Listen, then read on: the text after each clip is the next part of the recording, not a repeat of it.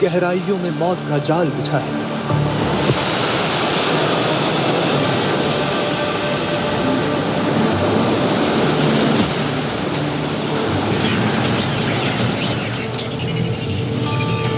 जहां के अथाह वीरानों में दुश्मनों का पहरा है।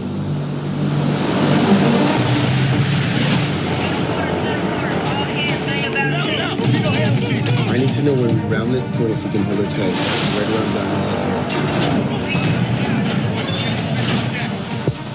जहां हर कोई निशाने पर, हर टारगेट लॉक है।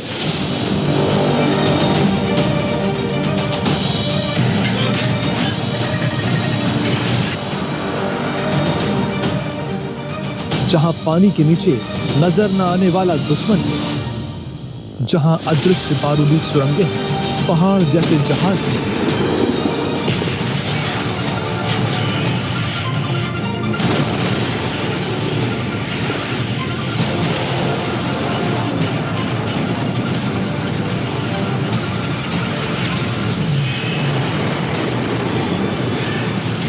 पानी पर कौन करेगा राज?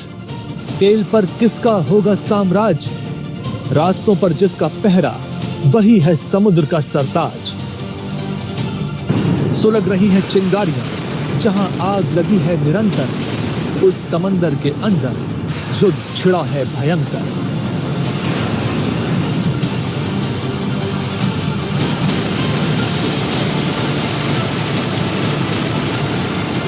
दुनिया भर के करीब 1/3 तेल टैंकर जो हैं वो स्ट्रेट ऑफ हॉर्मुज से होकर गुजरते हैं। ऐसे में भले ही अमेरिका और इजराइल के हमले में आईआरजीसी की ताकत काफी कम हुई हो, यानी कि जो उसकी पारंपरिक सैन्य क्षमता है उस पर प्रहार हुआ है, लेकिन स्ट्रेट ऑफ हॉर्मुज के भीतर उसके पास कई ऐसी चीजें हैं उसकी नेवी के पास जो परेशानियां खड़ी कर सकती हैं। इसमें माइंस का खतरा सबसे बड़ा है, इसमें जो मिनी सबमरीन्स हैं, इसमें जो एक्सप्लोसिव जेटी हैं, उस तरह की जो चीजें हैं वो बहुत बड़ा खतरा स्ट्रेट ऑफ हॉर्मुज में सभी देशों के लिए पैदा कर रही है।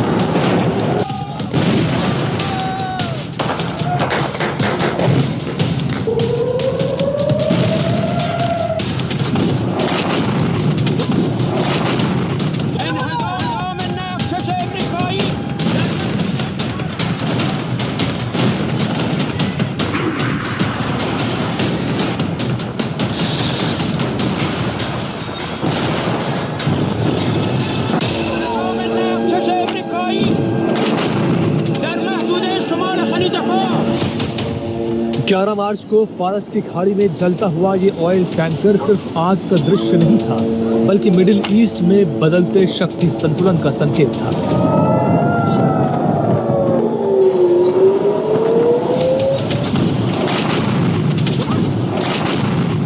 ईरान ने साफ ऐलान किया था कि स्ट्रेट ऑफ हॉर्मुज से गुजरने वाला हर जहाज अब उसकी शर्तों पर चलेगा। बिना अनुमति कोई जहाज यहां से नहीं गुजरेगा, और अगर यह नियम तोड़ा गया तो अंजाम आग और हमले के रूप में सामने होगा।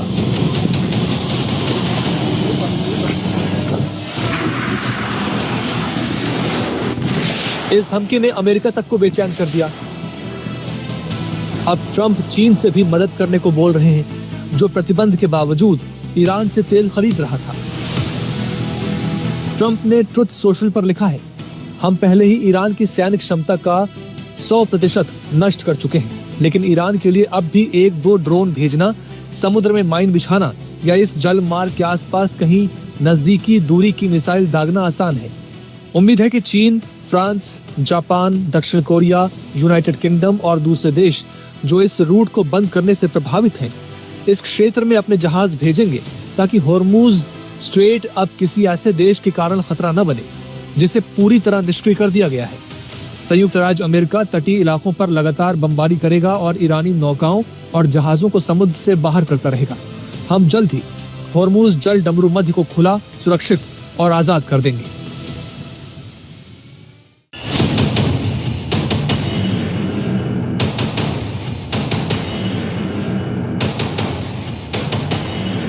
अब सवाल यह है कि आखिर स्ट्रेट ऑफ हॉर्मूज इतना खास क्यों है?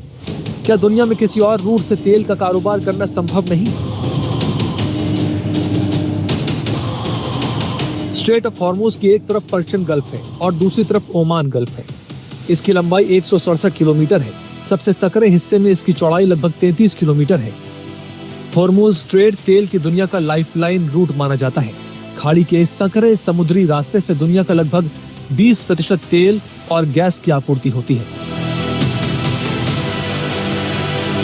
इसे बंद करने से वैश्विक अर्थव्यवस्था पर क्या असर हुआ, ये दुनिया ने देख लिया। भारत में भी चिंता की लकीरें उभरने लगी।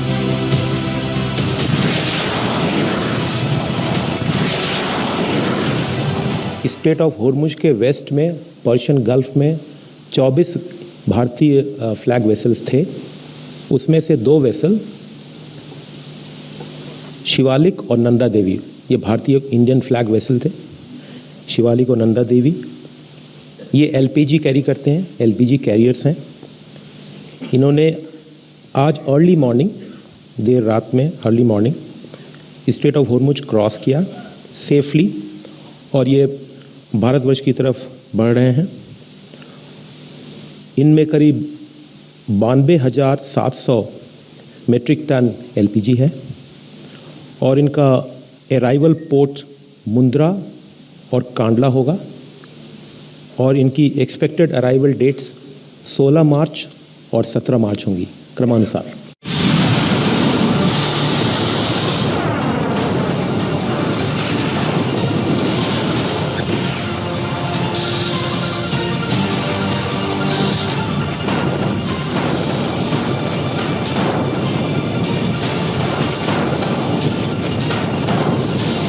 इजराइल और अमेरिका के ईरान पर किए गए हमलों के बाद ईरान ने जवाबी कार्रवाई के रूप में स्ट्रेट ऑफ हॉर्मूज को ब्लॉक कर दिया।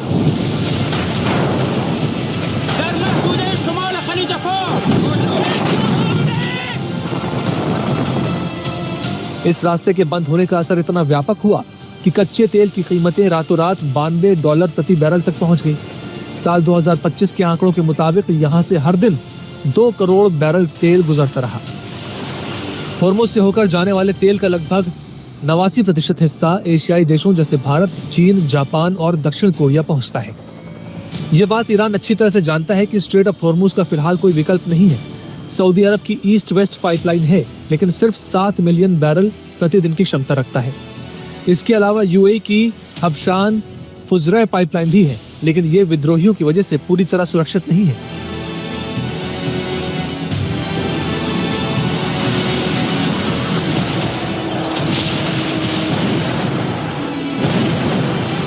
जंग की वजह से हॉर्मुज स्ट्रेट संवेदनशील बन गया है। दुनिया भर के सैकड़ों जहाजों के लिए ईरान ने दरवाजा बंद कर दिया है। स्ट्रेट ऑफ हॉर्मुज सिर्फ समुद्री रास्ता नहीं, दुनिया की ऊर्जा की लाइफलाइन है।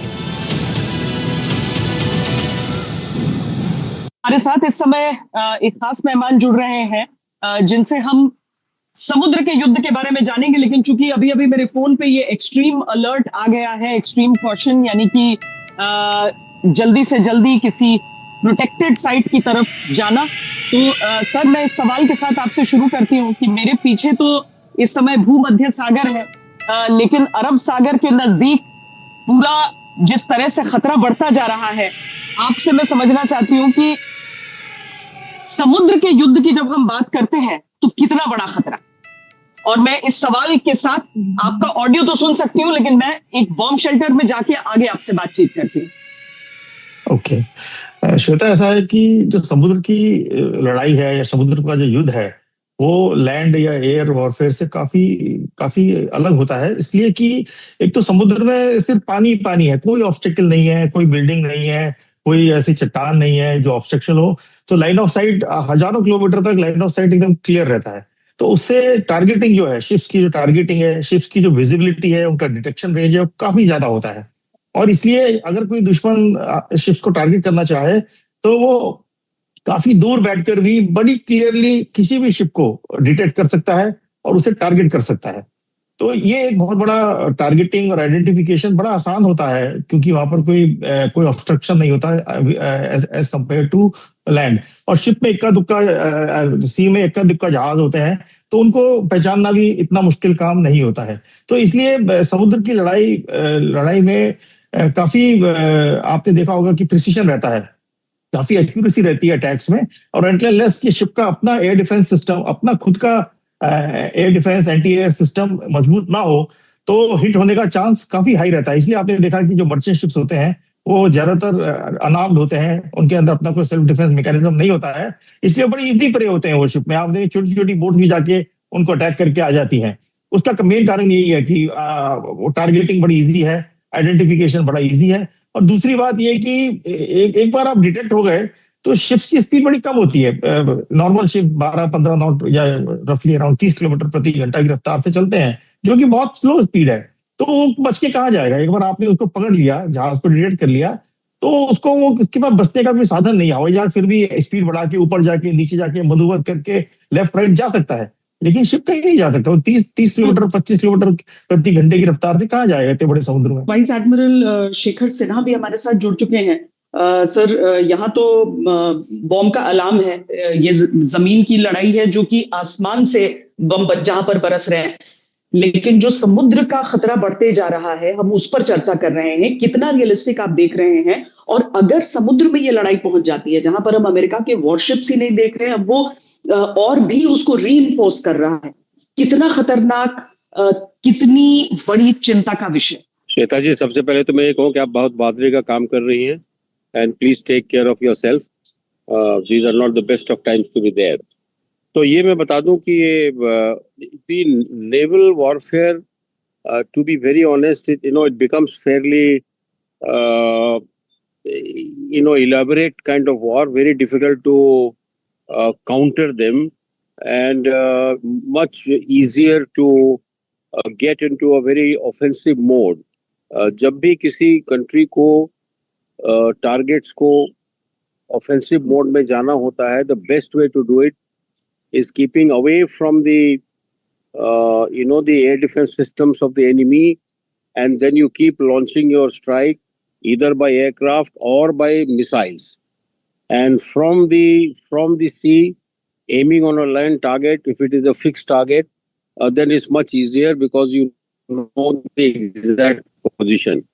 रियर एडमिरल गर्ग, ये समझाइए कि जो ये माइंस की बात हो रही है ना, समुद्री माइंस की बात हो रही है, यहाँ पर बहुत ही तेज एक्सप्लोजन्स हुए हैं, और लवीव के भीतर हम ये कह सकते हैं कि मतलब ये पूरा अलर्ट आने के बाद भी बॉम्ब शेल्टर के अंदर हमें ये एक्सप्लोजन सुनाई दिए हैं। रियर एडमिरल गर्ग, मुझे ये समझाइए कि जो समुद्र के नीचे माइंस की बात हो रही है, ये कितना घातक हो सकती हैं, खासकर जो मर्चेंट वेसल्स वहां से पास करते हैं। बेटा, ऐसा है कि समुद्री वॉरफेयर में माइंस का बड़ा इंपॉर्टेंट रोल है। और ये माइंस दो तरह की होती है। एक तो होती है जो फ्लोटिंग माइंस होती है, जो आप बस छोड़ देते हैं समुद्र की सतह पर, वो फ्लोट करती रहती हैं। और एक होती है मूड माइंस, जो समुद्र की सतह पर जाकर एंकर करके वहां पर वो मूर हो जाती है, या हिंदी में कहा जाए कि वहां जाके जम जाती हैं। अब ये जो माइंस है, ये दो तरह की होती है मूड माइंस। एक होती है जो ऊपर जहाज जाता है, उसका जो प्रेशर क्रिएट होता है, उससे वो एक्टिवेट हो जाती है माइन। या फिर जो साउंड जब जहाज चलता है, तो जो आवाज करता है, उस आवाज को पिकअप करके वो माइंस एक्सप्लोड होती है। तो ये माइंस चुपचाप समुद्र की सतह पर बैठी रहती है हजारों दिन तक। उनको प्रोग्राम कर सकते हैं आप कि हजारों दिन तक वो चुपचाप नीचे बैठी रह सकती है। अब जब उनके ऊपर से जहाज जाएगा, जहाज को वो माइन दिखेगी नहीं, क्योंकि वो समुद्र के तल पर बैठी हुई है चुपचाप, वो आपको दिखेगी नहीं। अब जब आप जहाज उसके ऊपर से जाएगा, तो जैसे ही वो जहाज का सिग्नेचर प्रेशर या जो भी उसका सेंसर है उसको डिटेक्ट करेगा, वो माइन एक्सप्लोड हो जाएगी और बिल्कुल जहाज के नीचे एक्सप्लोड होगी, और जहाज बिल्कुल बीच में से फट के चूर चूर हो जाएगा। तो ये बहुत डेंजरस है, क्योंकि ये दिखती नहीं है, ये चुपचाप फ्लाइंग समुद्र की तल पर चुपचाप बैठी हुई अपने टारगेट का इंतजार कर रही है, और ऑटोमेटिक होती है। इसमें कोई ऐसा नहीं है कि आपको रिमोट कंट्रोल से उसको चलाना है, या ऑन करना है, या ऑफ करना है। आपने बार माइन ले कर दी, वो आर्म हो गई, इट्स आर्म्ड।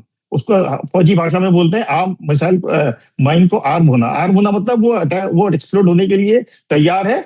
उसको जो भी आपने सॉफ्टवेयर में आपने जो भी सिग्नेचर, प्रेशर, टेम्परेचर जो भी आपने जहाज का फीड किया, जैसे ही उसे वो सिग्नेचर मिलेगा, वो अपने आप एक्सप्लोड हो जाएगी। तो it is a very very dangerous weapon, और बहुत पोटेंट वेपन है, क्योंकि वो दिखता नहीं है समुद्र के नीचे। वाइस एडमिरल सिन्हा, ये चीज समझाइए कि जो अभी तक युद्ध चल रहा है, उसमें हमने देखा है कि ईरान की तरफ से ये बार बार अमेरिका कहता है कि उसको पूरी तरीके से खत्म कर दिया, लेकिन उसके पास कैपेसिटी बचती है वापस अटैक करने की। नेवल कैपेसिटी जितनी उसकी अब तक डिस्ट्रॉय हुई है और जितना पब्लिक डोमेन में नॉलेज है कि ईरान की कितने जो अटैक शिप्स उसके पास है, उसको देखते हुए आप उसकी कैपेसिटी कैसे देख रहे हैं? देखिए श्वेता जी, सबसे पहले तो मैं ये बताऊं तो कि ईरान की नेवी को एक पुश ओवर नहीं समझना चाहिए। वो उनकी नेवी काफी केपेबल है और वो काफी प्रोफेशनल है, काफी इनोवेशन करने के काबिल है। दूसरी बात आपने कही कि जब इतने सारे जहाज क्लेम किए जा रहे हैं कि मारे गए, तो फिर कहाँ से इनके ऊपर अटैक हो रहा है? तो देखिए अभी क्या है, वहाँ जो आर्म फोर्सेस हैं ईरान की, वो जो है वो तो सरकार के काबू में है। डिफेंस मिनिस्टर हैं, चाहे प्राइम मिनिस्टर हैं, चाहे प्रेसिडेंट हैं। लेकिन जबकि लीडरशिप जो है उनकी, जो हम कहें सुप्रीम कमांडर की लीडरशिप अभी थोड़ी डोलड्रम में है। और ये आईआरजीसी जो है वो उन्हीं की बात सिर्फ मानता है, बाकी लोगों की बात नहीं मानता है। तो आईआरजीसी अभी एक तरह से जिसको स्वचालित मोड में है, वो ऑटोनोमस हो गए हैं अब। तो इसीलिए वो अपनी अलग से टारगेटिंग करते हैं और अलग से अटैक करते हैं। तो अभी जितनी भी अटैक्स हो रही हैं, ऑफेंसिव जो हो रही हैं, वो आईआरजीसी की तरफ से हो रही हैं। तो ये ट्रंप साहब का कहना ये भी ठीक है कि हमने उनकी नेवी को तबाह कर दिया है, लेकिन वो क्या नहीं तबाह कर पाए हैं, वो आईआरजीसी, जिसके बारे में बहुत कम लोगों को मालूम है कि वो क्या कर सकते हैं। उनके पास देखिए 250-300 मिसाइल बोट्स हैं और सबको मार गिराना उतना आसान नहीं है। दूसरी बात है कि ये अभी एडमिरल गर्ग साहब ने माइंस की बात की, तो across the Straits of Hormuz, उसके माउथ पे जो माइंस हैं वहां पे, वो तो कुछ तो स्वचालित हैं, कुछ तो मूड हैं, और some of them are programme, but they require, उनको चाहिए एक फाइनल इनपुट। तो वो एक्चुअली अपने व्हील पे कई एक माइंस को कर सकते हैं। आजकल वो मॉडर्न माइंस हैं। तो मैं तो कहूंगा कि आईआरजीसी का खतरा जो है वो बिल्कुल बना हुआ है, और इसीलिए उन्होंने, यूएस नेवी ने ये मना कर दिया है कि हम किसी भी शिप को स्ट्रेट्स ऑफ हॉर्मुज से बाहर निकालने के लिए हम उसको स्कॉट नहीं कर पाएंगे, क्योंकि वो उनके वॉरशिप्स के लिए खतरनाक हो सकता है। तो अगर वॉरशिप की उससे, एक तो वही उसका रीजन, तो एक तो माइंस की जो बात करी गर्ग साहब ने, एक तो वो बात है ही, और दूसरी है कि फिर वो वहां से गुजर रहे होंगे तो वो बिल्कुल टारगेटेड हो जाएंगे आईआरजीसी के पास। और इसमें कोई छुपी हुई बात नहीं है कि चीन और रूस उनकी मदद कर रहे हैं, सैटेलाइट से उनकी पोजीशंस बता रहे हैं। तो ये एक मेरा अनुमान है कि ऐसा ना करे कि एक थोड़ा विश्व युद्ध की तरफ ना बढ़े है, क्योंकि अगर चीन और रूस खुलेआम अगर आ गए लड़ाई के बीच में, और दूसरी तरफ अमेरिका, तो फिर मुझे लगता है कि ये थोड़ी लंबी खींचेगी। और मैं भी देख नहीं पा रहा हूँ कि ये बहुत जल्दी खत्म होने वाला है। जल्दी तभी खत्म होगा जबकि ईरान के ऊपर वो ऑफेंसिव जो है अमेरिका बंद करे। सर बहुत बहुत धन्यवाद आपका और एडमिरल गर्ग आपका इस पूरी बातचीत के लिए। अब यहाँ पर अलर्ट भी ओवर हो गया है और मैं यहाँ से बाहर निकलती हूँ, लेकिन इसके साथ ही हम अपने दर्शकों को दिखाते हैं कि स्ट्रेट ऑफ हॉर्मुज की जो हम बात कर रहे हैं उसका विकल्प इस दुनिया के पास क्या है। हालांकि स्ट्रेट ऑफ हॉर्मुज वैश्विक ऊर्जा आपूर्ति के लिए बेहद महत्वपूर्ण बना हुआ है, लेकिन इसके कुछ वैकल्पिक मार्ग भी मौजूद हैं। सबसे महत्वपूर्ण विकल्प ईस्ट वेस्ट पाइपलाइन है, जिसे पेट्रो लाइन भी कहा जाता है। ये 750 मील तक सऊदी अरब में फैली हुई है और देश के पूर्वी खाड़ी तट पर स्थित अबक्याक से कच्चे तेल को लाल सागर के बंदरगाह यानबू तक पहुंचाती है।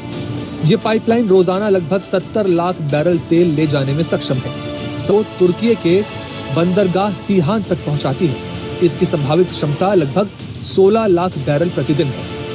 इन पाइपलाइंस के जरिए तेल बाजार पर पड़ने वाले दबाव को कुछ कम किया जा सकता है।